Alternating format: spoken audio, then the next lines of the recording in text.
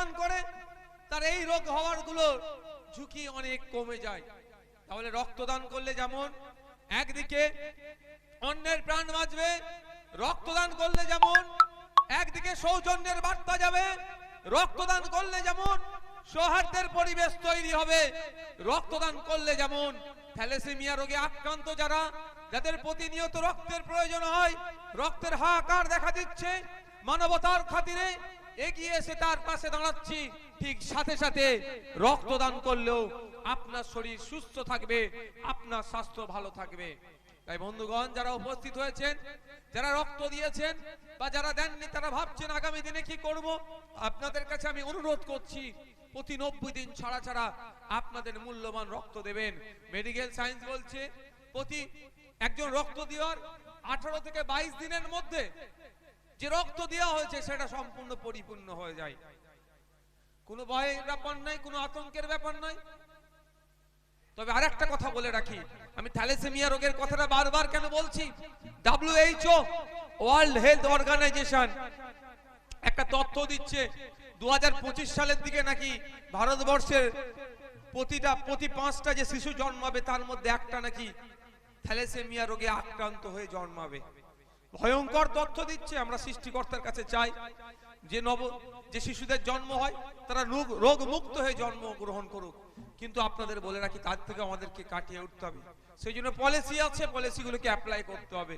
তাই আপনাদের বলবো আপনারা আপনাদের মূল্যবান রক্ত প্রতি 90 দিন ছাড়া ছাড়া সামনে যে ক্যাম্প হবে সেই ক্যাম্পে দেবেন।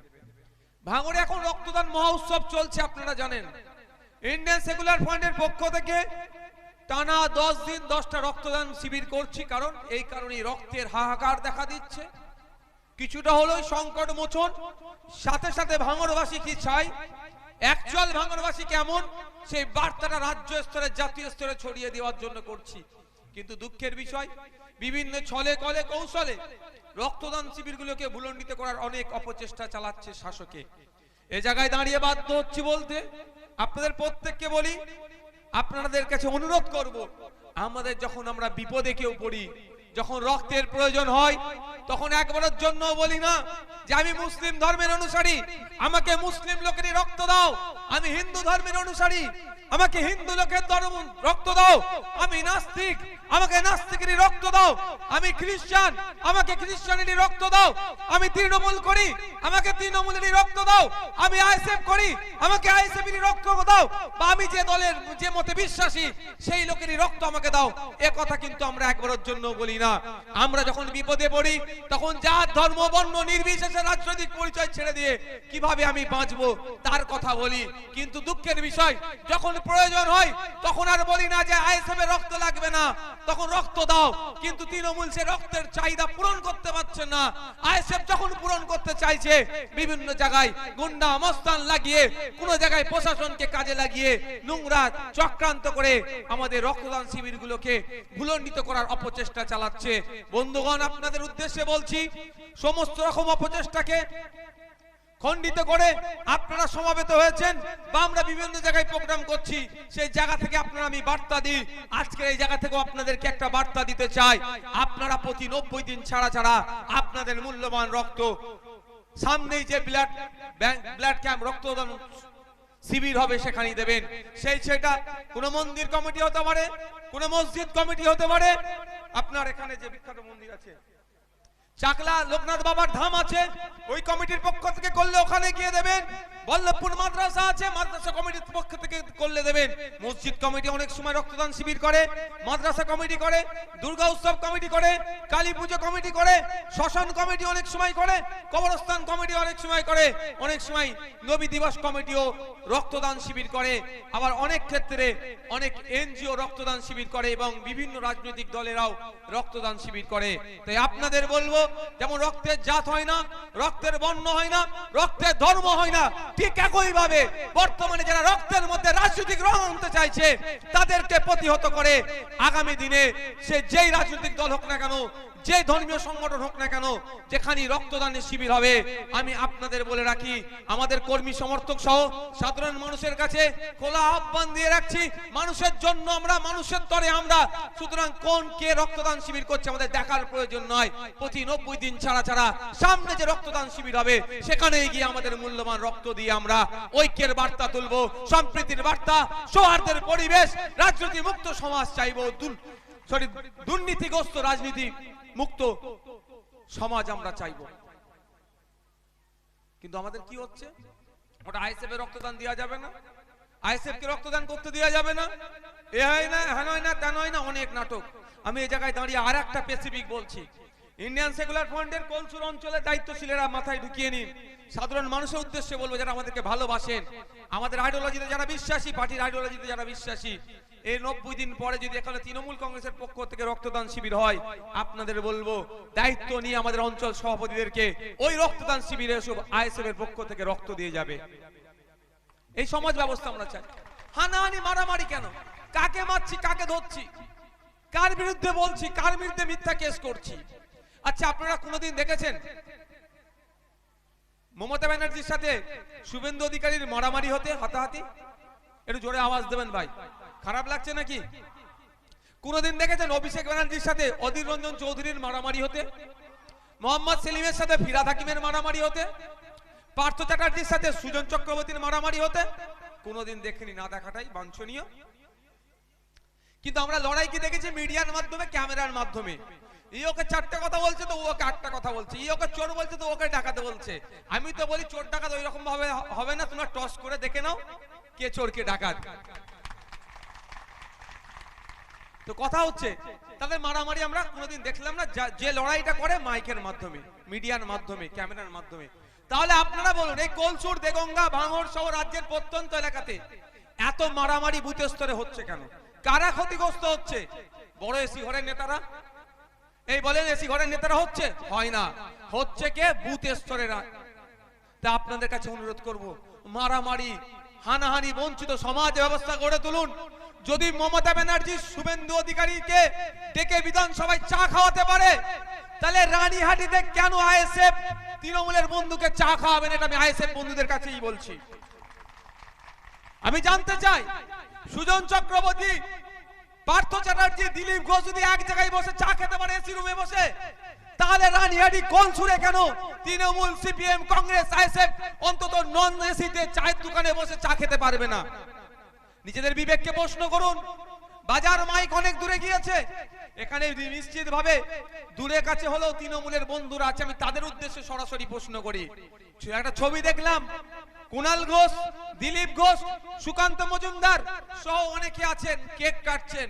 তারা যদি এসি ঘরে বসে কেক কাটতে পারে, কারো জন্মদিন পালন এক জায়গায় করতে পারে, অন্তত কোলসুরের মানুষ কেন এক জায়গায় বসে চা খেতে পারবে না? আমি জানতে চাই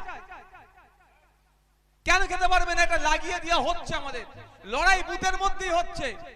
বুথের লোক কেস খাচ্ছে, বুথের লোক মরছে, বুথের লোক মারছে, বুথের লোক কেস খাচ্ছে, বুথের লোক জেলে থাকছে। আর যে বাবুদের জন্য লড়াই করছেন, সেই বাবুরা এসি ঘরে গিয়ে ওপরে গলা জড়িয়ে বসে আছে। আমার বক্তব্য, গলা জড়ানোর আমি বিরুদ্ধে নয়, সৌজন্যতার রাজনীতি হোক। যদি তুমি এসি ঘরে বসে, আপনি যদি এসি ঘরে বসে বসতে থাকতে পারেন একসাথে পাশাপাশি, তাহলে আপনারা আপনার দলের কর্মীদেররা বুথ স্তরে মারপিট করছে, এটা বন্ধ করতে পারছেন না কেন? এটা বক্তব্য আমার। আমি আইএসএফ এর যারা আছেন তাদেরকে বলবো, দায়িত্ব নিতে হবে, সেই সমাজ ব্যবস্থা গড়ে তুলতে হবে, যে সমাজ ব্যবস্থাতে যার ভালো লাগবে, যে রাজনৈতিক দল সেটা করবে।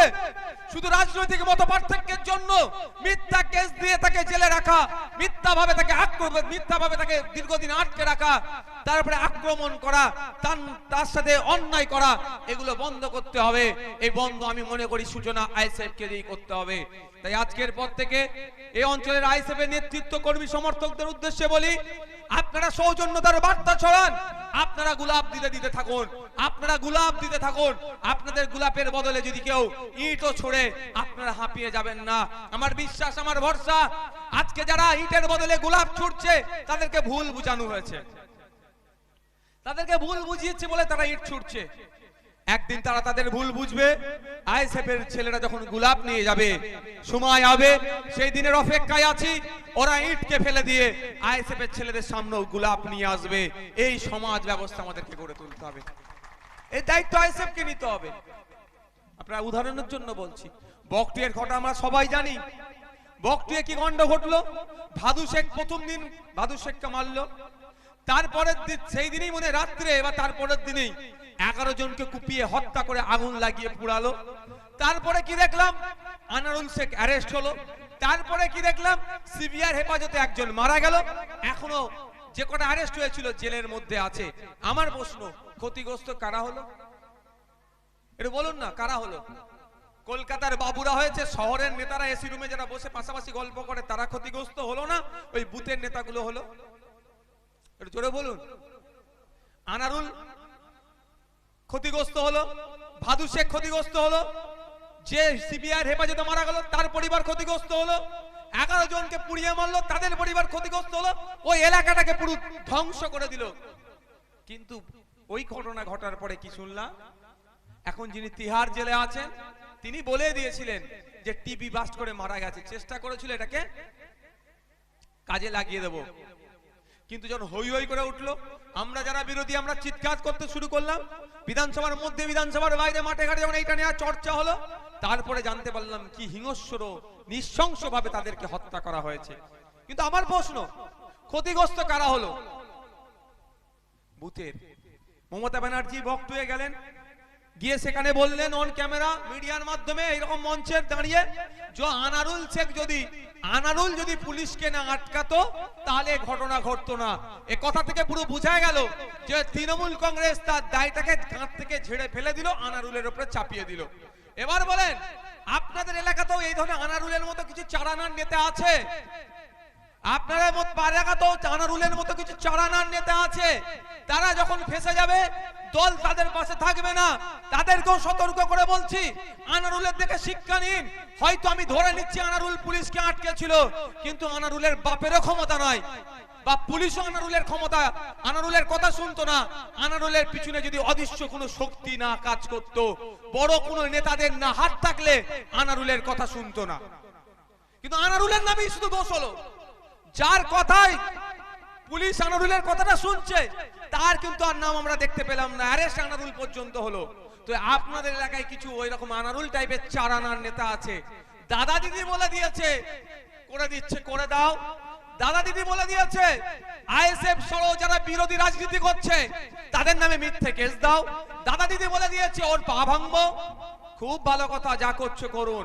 এটা মনে রাখবেন, ইন্ডিয়ান সেকুলার ফ্রন্ট বিকল্প রাজনীতির সন্ধানে এসেছে। বিকল্প রাজনীতির সন্ধানে এসেছে, সমাজ ব্যবস্থা পরিবর্তন করতে এসেছে। মেরেছে বলে মারতে হবে এ বিশ্বাসী নয়, কোনোদিন আমরা বলি না আর বলবো না। কিন্তু মনে রাখবেন, যারা অন্যায় ভাবে আমার ভাইকে মারছেন আজকে, যারা অন্যায় ভাবে পুলিশের কে কাজে লাগিয়ে আমার ভাইদেরকে জেলে রাখছেন, এটা মনে রাখা তাদের জন্য এই বার্তা আমি দিয়ে যাচ্ছি। আজকে নয়, কালকে নয়, আমার ভাইয়ের নামে মিথ্যা কেস দিয়েছেন, বারাসাত কোর্টে যাব, জামিন করাবো। সেখানে যদি না পারি কলকাতা হাইকোর্টে যাব, জামিন করাবো। সেখানে না পারলেও আমার ভাইকে সুপ্রিম কোর্ট থেকে জামিন করিয়ে মালা পরিয়ে বাড়ির মধ্যে নিয়ে আসবো। তবে কি চুপ করে যাব নাকি? অন্যায়ভাবে আমার ভাইকে কেস মামলা দিয়ে অ্যারেস্ট করেছেন, জামিন করে তো বাড়িতে নিয়ে আসবো তাকে মালা পরিয়ে। তারপরে কি করব?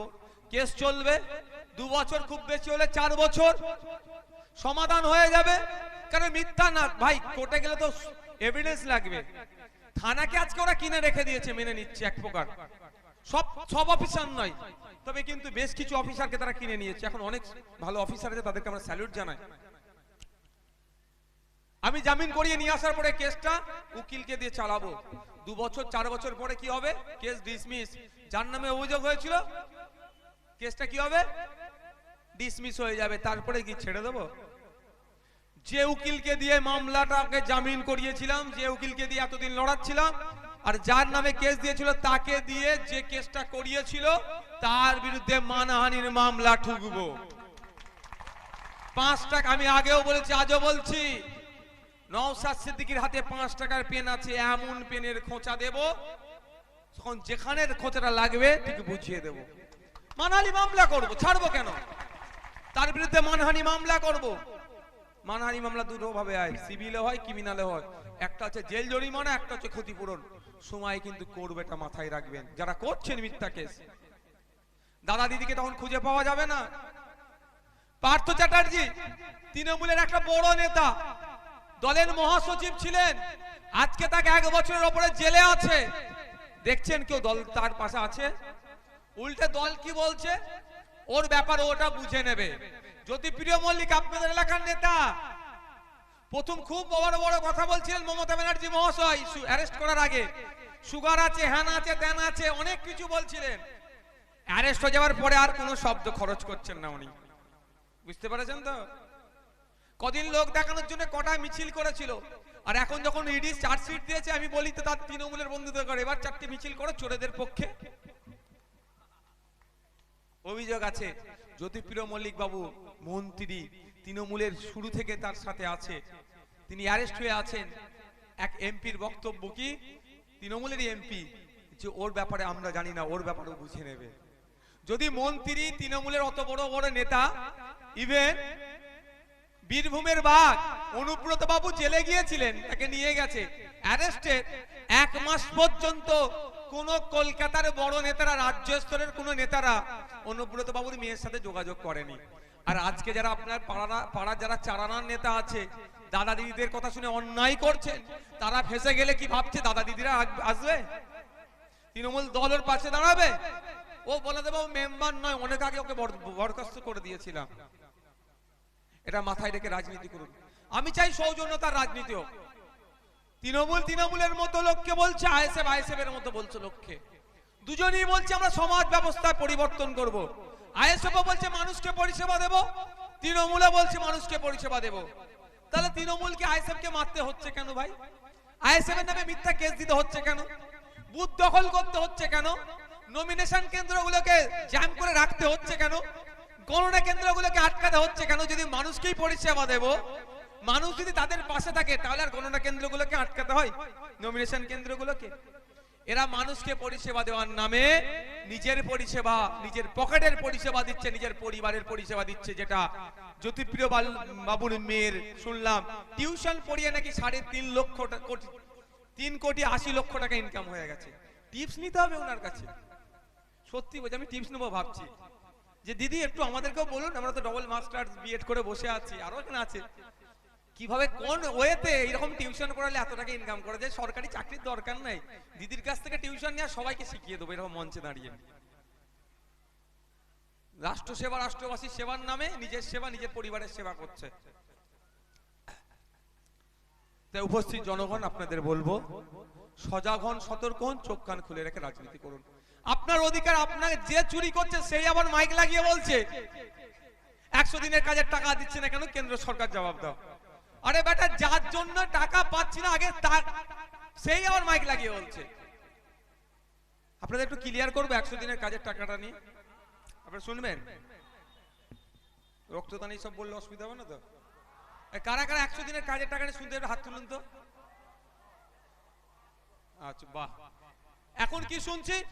তোমার মোবাইলটা দাও তো দেখি, তোমার মোবাইলটা দাও। আচ্ছা 5 মিনিট আগে আমি একটা জিনিস সত্যি বলছি, হাসি আমার খুব লাগছে। এরা কি করছে? এই গত পরশু দিনই অভিষেক বাবু সুপ্রিম কোর্টে গিয়েছিলেন একটা আবদার নিয়ে, বায়না নিয়ে। কি ওই বিচারপতি কি সিংহ রায়, অমৃতা সিংহ রায়ের এজলাসে ওই যে মামলাগুলো চলছে ওখানে রাখা যাবে না, অন্যজনের কাছে দিন। যেন পিসিকে বলছে পিসি এটা আমার ভালো লাগছে না, ওইটা দিন। ওইরকম সুপ্রিম কোর্টে গিয়েছিল, আইনের চড় খেয়ে মুখ ফুলিয়ে চলে এসছে। বুঝতে পারছেন না? নানি দাদির গল্প নাকি? ও কার কাছে মামলা থাকবে কি থাকবে না উনি বলছেন কি? ঠিক আছে চলো, এই যে গিয়ে বলছে, এটাতে বলার জন্য কত টাকা খরচ হয়েছে জানেন? আপনারা জানেন? খোঁজ নিয়ে দেখুন কোন উকিলকে লাগিয়েছিল, তার ফিস কি? কম করে 50 থেকে 1 কোটি টাকা লাগে। এই ধরনের দামি দামি উকিলকে লাগায়। ওটা অভিষেক বাবুর কথা বাদ দেন, আমি আবার আসি।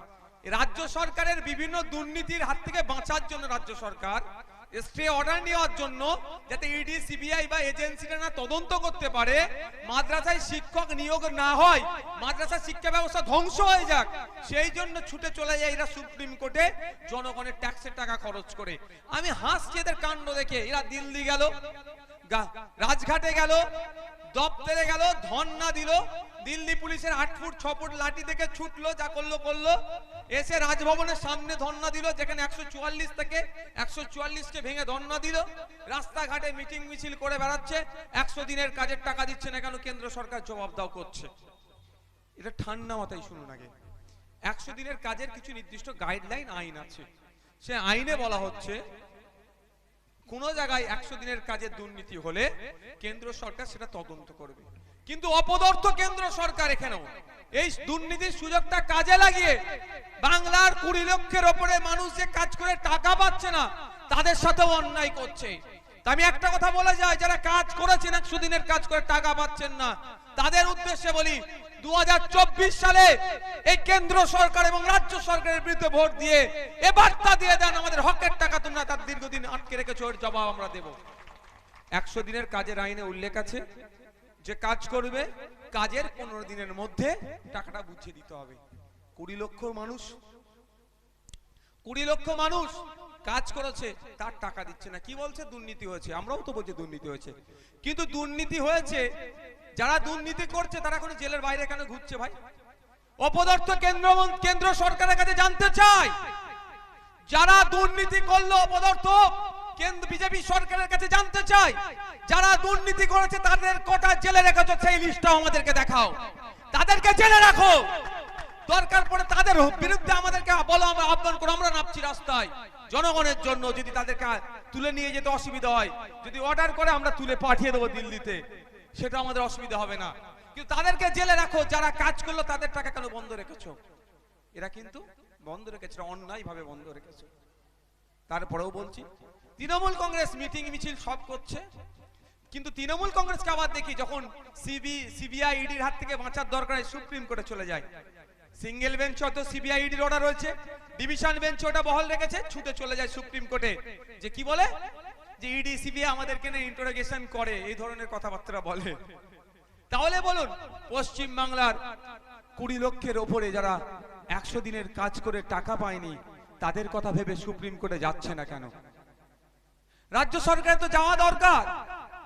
আপনাদের জানিয়ে রাখি, সংবিধানের প্রভিশনে আছেন, আর্টিকেলে আছে, সংবিধানের মধ্যে লিপিবদ্ধ আছে, যুক্তরাষ্ট্রীয় পরিকাঠামোতে কেন্দ্র সরকার যদি রাজ্যের সাথে দ্বিচারিতা করে, রাজ্য যদি বঞ্চনার শিকার হয়, রাজ্য অধিকার আছে, এখতিয়ার আছে সুপ্রিম কোর্টকে গিয়ে জানানো। সব করছে, আইনের জায়গায় যাচ্ছে না। আইনের জায়গায় গেলে কি হবে? ডেটা লাগবে। যখন এরা আইনে যাবে, হয়তো বিজেপি সরকার, কেন্দ্র সরকার বলবে, এই দেখো 14.5 লক্ষ জব কার্ড বানিয়েছিল, কারা জব কার্ডটা বানাতে দিয়েছিল, দেখবে তৃণমূলের বড় বড় নেতার নাম বেরিয়ে যাবে, হয়তো তাদেরকে জেলে রেখে দেবে। এই ভয়ে হয়তো মনে হইছে যে কোর্টে যাচ্ছে না।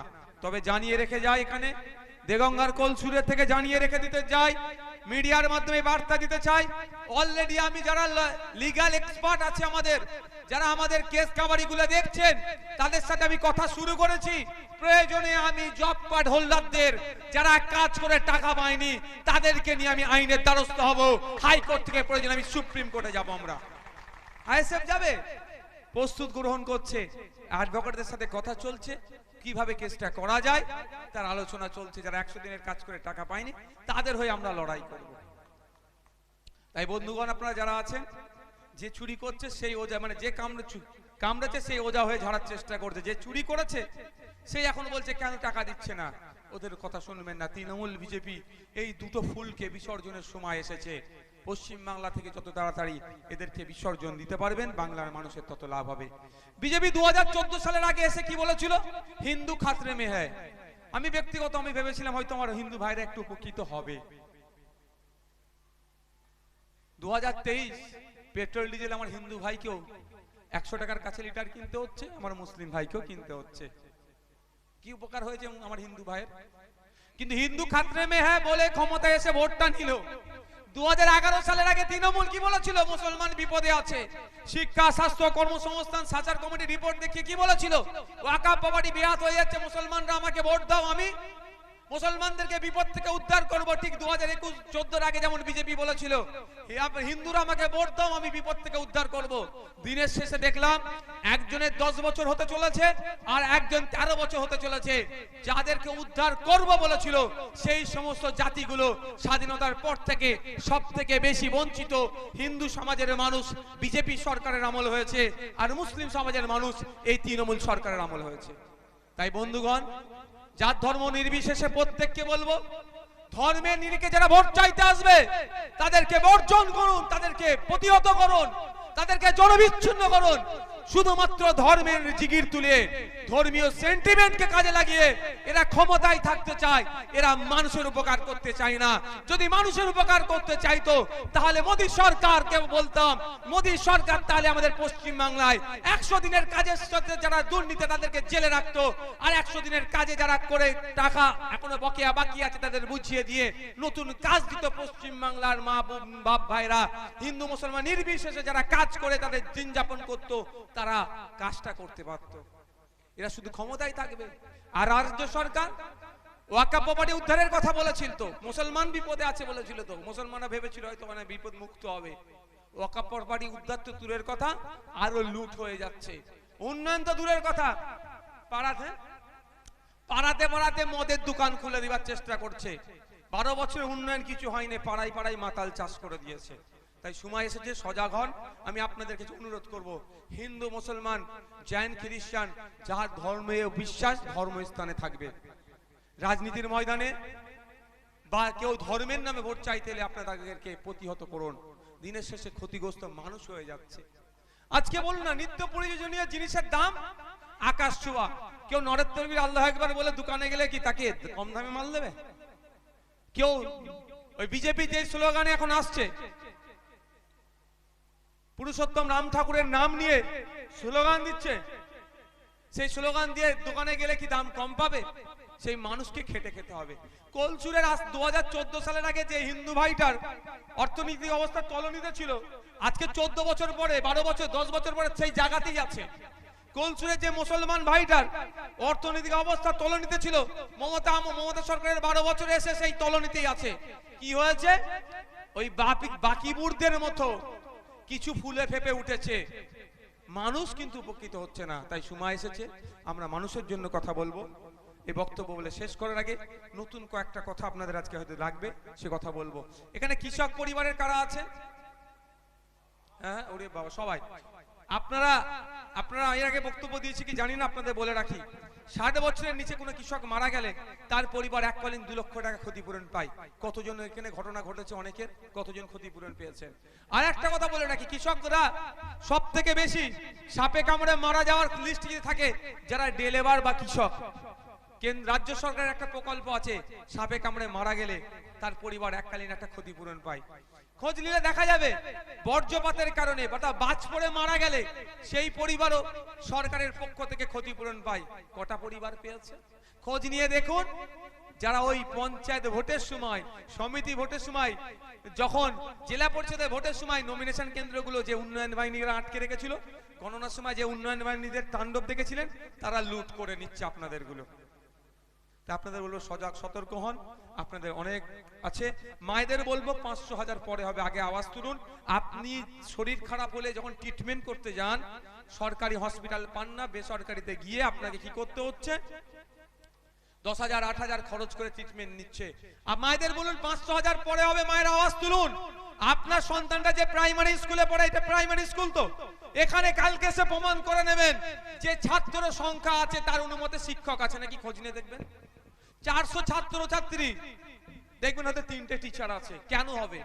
মা আপনার আওয়াজ শুনুন। আপনার সন্তানের বুনিয়াদ শিক্ষা যেখান থেকে হচ্ছে, আপনার সন্তানকে ধ্বংস করে দিচ্ছে এখানে, আর আপনার হাতে 500,000 টাকা ধরিয়ে দিচ্ছে। 500,000 পরে হবে। আপনার সন্তান যেখানে পড়াশোনা করে সেই শিক্ষা কেন্দ্রে এগুলোতে শিক্ষকের ছাত্র ছাত্রীর অনুপাতে শিক্ষক দেওয়া হোক, এই আওয়াজ তুলুন। পরিশেষে বলবো, অনেক কথা বলেছি স্বল্প সময়, আগামীতে কোনো সময় হলে বলবো। আমাদের রাজ্য নেতৃত্বরা তো অলরেডি বলে দিল যে আমরা বসিরহাট বারাসাতে প্রার্থী দিচ্ছি। তাই প্রস্তুত আছেন তো নাকি ভাই? পঞ্চায়েতে যারা গণতন্ত্রকে হত্যা করে সবুজ আবির মেখেছে 2024 ওই বুথগুলোতে স্পেশালি হারিয়ে তাদের বুঝিয়ে দেবেন যে বুথে তোমরা আজকে বিজেতার সার্টিফিকেট নিয়ে সবুজ আবির মেখেছো, ওই বুথটা তো আইএসএফ সুযোগ পেলে তোমাদেরকে হারাতো, তোমাদের পঞ্চায়েত সমিতি ছাড়া জেলা পরিষদ ছাড়া করাতো। সময় এসেছে জবাব দেওয়ার, সেটা দেবেন। তবে অনুরোধ করবো একটা কথা, দিনের শেষে প্রতিবেশী, এটা মাথায় রেখে রাজনীতি করুন, উঠা বসা করুন, যার যে দল ভালো লাগে করুন। কাউকে বিজেপিকে ভালো লাগছে, সিপিএম কে ভালো লাগছে, কংগ্রেসকে ভালো লাগছে, আইএসএফ কে ভালো লাগছে, তৃণমূলকে ভালো লাগছে, করুন। আরে ডেমোক্রেসি এইটাই তো, ডেমোক্রেটিক কান্ট্রি এইটাই তো, যার ভালো লাগবে তাকে ভোট দেবে। সংবিধানে 326 ধারায় উল্লেখ আছে 18 বছরের ঊর্ধ্বে ভারতীয় নাগরিক হলেই সে ভোট দিতে পারবে। আপনার সংবিধান অধিকার দিয়েছে, কেন অন্যকে ডিস্টার্ব করছেন? প্রত্যেকের কাছে অনুরোধ করছি, দিনের শেষে ফেসে গেলে পার্টি, আপনাদের বড় বড় নেতারা ফেসে গেছে, পার্টি দাঁড়াচ্ছে না, আর আপনারা তো পাড়ার চারানার নেতা, আপনারা ফেসে গেলে কেউ পাশে দাঁড়াবে না। তাই প্রত্যেকের কাছে অনুরোধ করব, শাসকের, বিশেষ করে শাসকের বন্ধুদের কাছে, সৌজন্যতার রাজনীতি করুন, মারামারি হানাহানি বর্জিত সমাজ ব্যবস্থা গড়ে তুলুন। বাপ ভাই যারা উপস্থিত হয়েছেন, আপনাদেরকেও একটা কথা বলি, আপনাদের সন্তানগুলো কারো অর্থের অভাবে না পড়াশোনা বন্ধ হয়ে যায়, কারো কারো আচ্ছা আচ্ছা কারো অর্থের অভাবে না কারো সন্তানের পড়াশোনা বন্ধ হয়ে যায়। আর 2 মিনিট বলবো, অসুবিধা নেই তো? হ্যাঁ, কারো অর্থের অভাবে পড়াশোনা না কারো সন্তানের বন্ধ হয়ে যায়। আপনারা যারা এখানে আছি, আমরা শিক্ষায় অনেকে পিছিয়ে আছি, অনেক কম। আমরা যখন ব্যাংকে টাকা জমা দিই, একটা উদাহরণের জন্য বলছি, ব্যাংকে যখন আমরা টাকা জমা দিতে যাই, 1000 বানান 100 বানান ভুল হলে সেটা কি করে? নিয়ে নেয়, ঠিক করে নিয়ে নেয়।